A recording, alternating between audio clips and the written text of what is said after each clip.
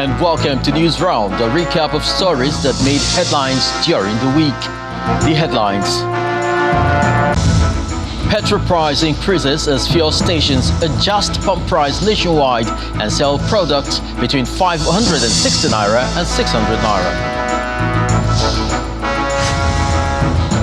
National Economic Council makes decision to cushion effect of fuel subsidy removal through cash transfers. House of Representatives confirms the appointment of service chiefs, rejects call for suspension of hike in PMS price. Plus, Johannesburg blast leaves 1 dead, 48 others injured. That's Newsround in view.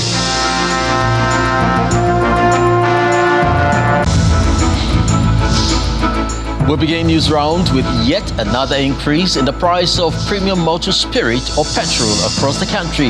Many Nigerians are now bracing for a rougher ride in the coming days as the product now sells for between 568 to 700 naira per litre. From Kano to Kaduna, Lagos to Abuja, angry motorists are lamenting the increase, having been jolted with the 500 naira per litre hike 2 months earlier. Nigerians may be facing tougher times in the coming days as there's yet another hike in pump price across the country. In Lagos, stations managed by the Nigerian National Petroleum Company Limited are selling at 568 naira per litre. What is going on in the country is that everybody has been involved. If there is corruption that is going on, everybody is partaking of it because the money will be revolving through the country. So if other people are putting their prices up, now we are facing the reality. So the reality is done on all of us. So we should bear the brunt of what we have all enjoyed together. I am really disappointed. I just saw these prices now, and I don't have a choice. I must move. On a weekly basis, I spend over 30,000 naira using my car just within, not traveling. It's unfair. I don't know where we are going. If we are going to buy at international market prices, do we earn international salaries? In Abeokuta, the Ogun State capital, fuel stations are closed in anticipation of the new pump price regime of 600 naira per litre, leaving residents and commuters frustrated. It is not palatable for us. Even we've been running skater, moving up and down to look for fuel, and we couldn't get it. Like the filling station we are now, there's no fuel. People, the rate of inflation in the state now is not occurrence, is unbearable. In Edo State, motorists are also feeling the pinch as long queues can be seen at NNPC mega filling stations. The price is now pegged at 591 naira per litre in Benin City. In Kaduna State, some marketers have adjusted their price to 620 naira per litre, an action that has left motorists angered. That boy just left me and started talking to one woman. Never know say they have raised the fuel price. To call his attention now was telling me say it's 620 naira. Is it a new stock or old stock? We are using old stock. Look at the other vehicle there now, waiting for a fall to be was wrong. But still they are saying 620, using the twinkle of an eye. Where are we heading to as Nigerians? Is there any justification in it? In less than 10 minutes, somebody was here before me. He buy fuel at the rate of 520, 540. Now they are selling difference of 800 naira. No, let the government realize that certain things are worsening. We cannot just fold the hand and start bearing. When last did they increase fuel price? No subsidy, nothing. Now overnight they say 620. Independent marketers in Kano State are yet to adjust their pump price as theirs is still pegged at 540 naira per litre. Even though the price is yet unchanged, fuel queues are said to be returning to petrol stations in the state. The situation is not any different in Taraba State as residents are concerned about the price. The situation is not only ridiculous, it is repulsive to human sensibility and sensitivity. It's an affront to our right as citizens. Fuel has just been increased not long ago. to 550. And today we are witnessing 630. Do we have a government that have a heart, the people at heart? No. This is really unbearable for the average citizen. In Jigawa State, stations managed by the NNPC are selling the pump price at 620 naira per litre. In the South region, the product is being sold at 591 naira per litre by independent marketers in Rivers State. It is barely 3 months since the president announced the removal of fuel subsidy, increasing pump price from 165 naira to 488 naira at the NNPC filling stations. Nigerians were yet recovering from that, and now this increase in pump price will affect everything else from transportation to food prices. It is clear the road to economic recovery is perhaps a long way ahead. In the light of the petrol price hike, the Group Executive Officer of NNPC Limited, Mr. Mele Kyari, has been explaining the reasons behind the latest jump in the pump price of petrol, asking Nigerians to blame market forces. He told State House correspondent after a private meeting with Vice President Kashim Shettima at the State House in Abuja that supply of the product is assured and that this will eventually drive down the pump price of PMS. Have the details this moment. We have marketing wing of our company. They adjust prices depending on the market realities, and this is really what it's about. This is the meaning of making sure that the market regulates itself, so that prices will go up and sometimes they will come down also. And this is really what we are seeing. In reality, this is how the market works. But there's no supply issue completely. It is not a supply. When you go to the market, you buy the product, you come to the market and sell it at its ongoing, its prevailing market price. Nothing to do with supply. We don't have supply issues. There are a robust supply. We have over 32 days of supply in country. That's not a problem. What I know is that the market forces will regulate the market. Prices will go down sometimes. Sometimes it will go up, but there will be stability of supply. And I'm also assuring Nigerians that this is the best way to go forward, so that we can adjust prices when market goes. I don't have the details this moment, but I know that our marketing wing acts just like every other company in this business. I know that a number of companies have imported petroleum products today, PMS. So many of them are online. I'm sure my colleague will confirm this. So market forces have started to play. People have started having confidence in the market, and the private sector people are now importing products. But there's no way they can recover their costs if they cannot take market reflective costs. Meanwhile, the National Economic Council has reached a decision on measures to cushion the impact of the fuel subsidy removal on Nigerians. Briefing State House correspondent after its second meeting at the Council chambers of the State House in Abuja, Anambra State Governor Professor Charles Soludo said the cash transfers will be done via state social registers subject to state peculiarities. Amid the smiles and pleasantries shared by the members of the National Economic Council lies a quiet storm, one that has racked the brains of these governors and Nigerians across the country. How to ensure Nigerians do not break under the weight of the removal of fuel subsidy and the unified exchange rate policy. After the much-needed prayers said by the Osun State Governor, the media is excused for the meeting to begin.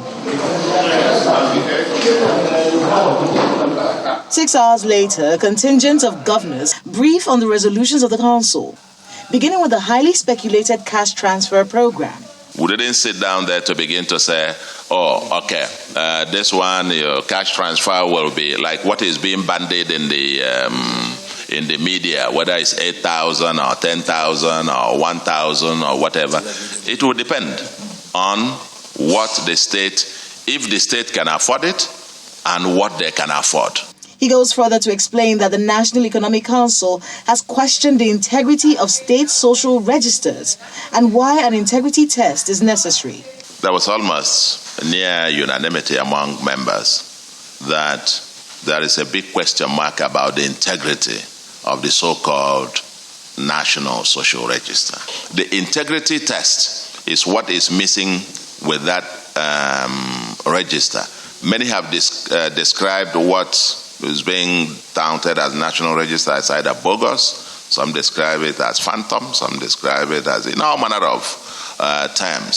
So we need to face the problem, the fact that we don't have a credible register, and get back to work on this. Council says they're seeking to create a balance between investment and consumption so as not to just pump money into the economy at the risk of higher inflation. The consensus is a need to invest more in infrastructure, especially roads. Meanwhile, the Bauchi State Governor, Bala Mohammed, says food items will also be distributed to the states.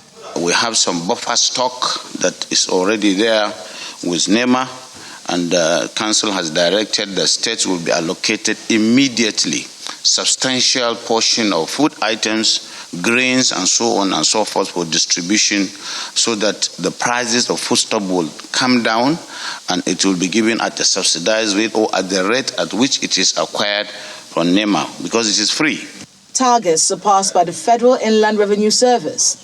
Anticipated wage increase for civil servants, as well as a cash reward policy for them and the payment of outstanding liabilities. Funding MSMEs with single-digit interest rates and the implementation of energy transition by state governments are also preferred by the council. In the meantime, the promise of compressed natural gas-run buses by oil marketers is addressed by the governor of Ogun State. They decided that they were going to buy the vehicles that are locally made. They were not interested in bringing in vehicles from outside the country because they felt that this will also at least help in terms of employment generation. And I believe that the problems they're having right now is that the supplier, the local supplier of the vehicle, has not been able to live up to the expectations. But I'm sure that they are still deeply committed to ensuring that they supply the vehicles.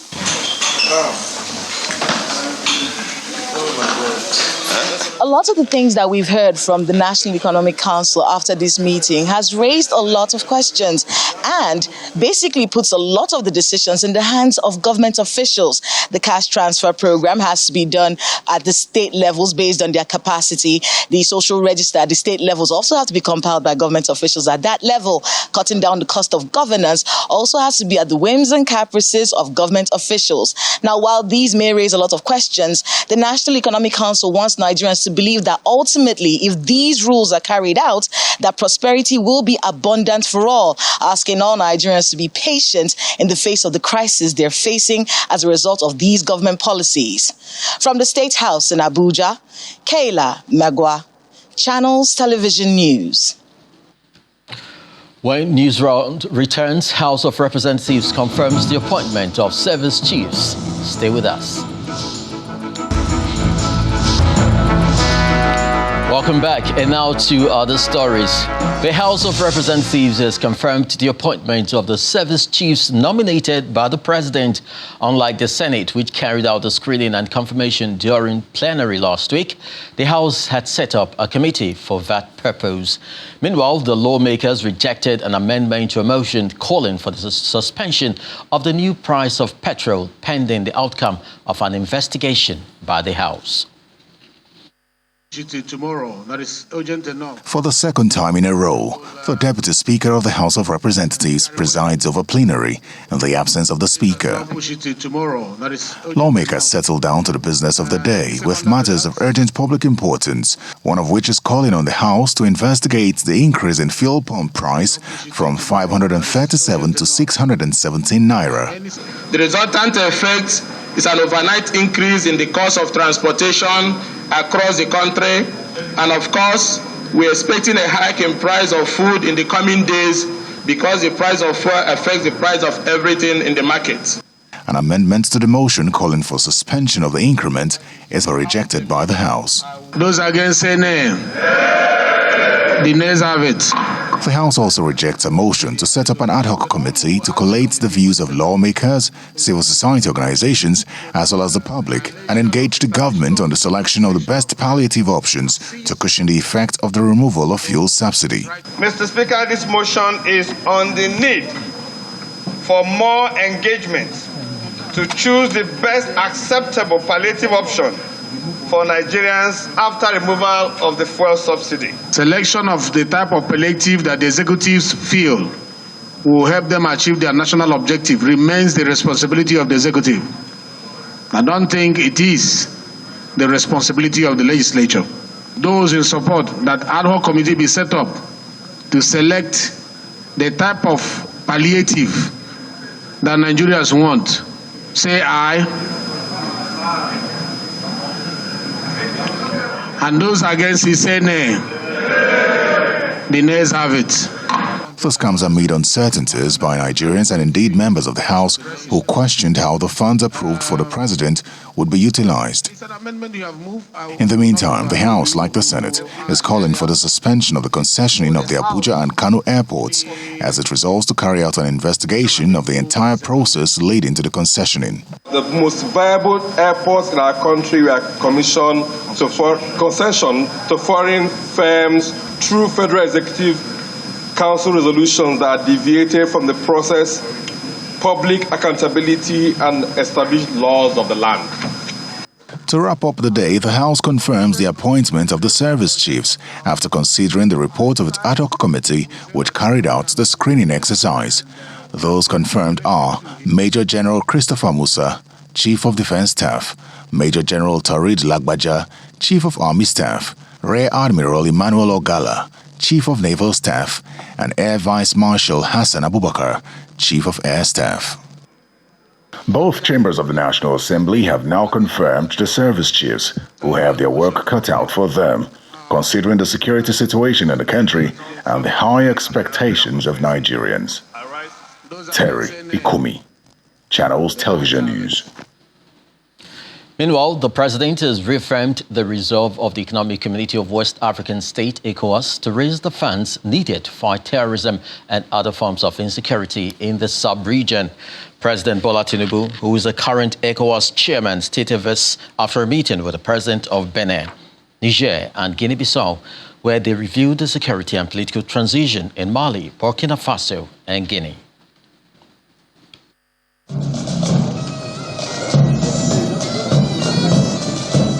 One after the other, with just about a few minutes interval, the three presidents were driven into the presidential villa.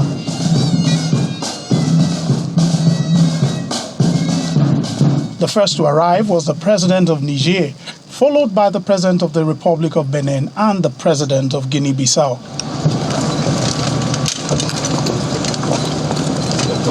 They were each received by President Bola Ahmed Tinubu. This is barely 24 hours after President Tinubu's return from the 5th Media Coordination Meeting of the African Union in Nairobi, Kenya.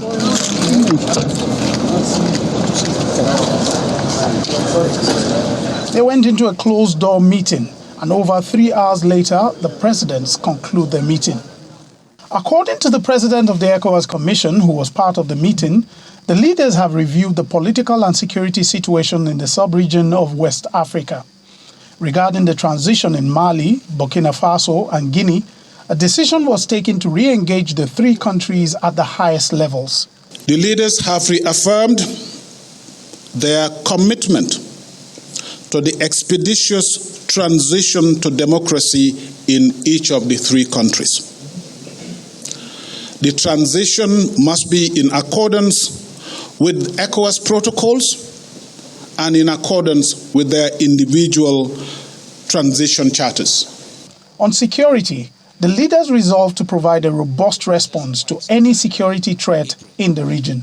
The regional response shall include the operationalization of the ECOWAS plan of action with the region's own troops and region's own financing. President Tinubu emphasized the readiness of the region to raise the needed funds to fight insecurity in the region. We have no problem raising funds, and we have all the instrumentalities to do that. So, concerning our design and engineering of our own finances,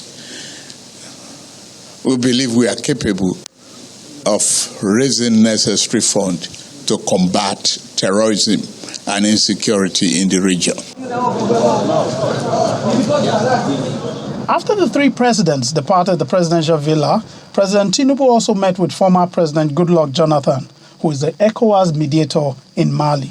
Now that we're lucky, our president has been appointed as the chairperson of the authorities of heads of state and government of ECOWAS. In fact, I will be coming here almost every week, so Nigerians should not be surprised, because we have a lot of challenges in the sub-region, and those are the things we are discussing. We have the crisis in Mali, crisis in Guinea, crisis in Burkina Faso. I am really handling Mali, but still oversighting others. President Tinubu has made clear his position on the need for Africa to overcome its challenges and work towards a prosperous future, focusing on good governance. Now, the resolutions taken here, when implemented successfully, may help to make that vision a reality. From the presidential villa, Lanre Lasese for Channels Television News. We end Newsround in South Africa, where one person has been killed and 48 others injured in an explosion which took place in the center of the South African city of Johannesburg. Penyaza Lesufi, the premier of Gauteng province, which includes Johannesburg, said 12 casualties remain in the hospital. The blast overturned cars and mini bus taxis. Video footage shows a stretch of the road which was split wide open from the incident. Day, Bree Street has got to be one of the busiest and most rowdy in Johannesburg Central Business District, and this incident was said to have happened during rush hour. As at Thursday morning, the number of injured has been revised to 48, with one person confirmed dead. Amidst lots and lots of speculations as to what happened, we're yet to get the final official statement of what indeed happens. But the pictures that we bring to you here, what you can see here, tells a very worrying story of what may have happened and what may still happen. Social media is awash with the sights and sounds of the timelines of this incident. We spoke to some eyewitnesses. Apparently around 10 minutes to 6, I was in the shop and I heard this loud noise. The noise was unbearable, that I could not imagine what was happening. The whole building was shaky. Things in the shop were like just moving. Then I quickly sent everybody outside. Then walked myself to the scene. At the scene, the ground was still like moving. It was an experience I have never seen. Residents evacuated the night before have come the morning after, trying to get behind police cordon tapes to go into their homes and secure their things and also get about their day. While the casualty figures remain at 48 injured and 1 death, police says a child is said to be missing. Sniffer dogs have been set on the area to help with investigations, and bystanders are still a menace, despite the danger. We call upon those who claim that their loved one is missing. Let them go to the nearest police station. They can come here at Johannesburg Central. They can come and report to us and tell us that one of their own is missing. And we'll do the necessary to assist in terms of tracking and looking for that particular person. The City Power Company has shut off electricity in the area to avert any added dangerous situations. But the few businesses open have resorted to power generators. But at this point, the authorities seem to still be in the dark regarding what caused this. The structural integrity of the road we still stand on and the buildings around the area are in question. And some experts have raised concern over the maintenance or the lack thereof the gas pipelines below the city roads. Egoli Gas has denied it was a leak in their pipes that run through these streets. Could it have been a seismic event? There are still many more questions than answers. For now, it's a waiting game as the people look to government for answers. From Johannesburg, South Africa, Betty Dibia, Channels Television News. That's a wrap on Newsround for the week. Thank you for joining us. I'm Chris Alems. You have a lovely evening.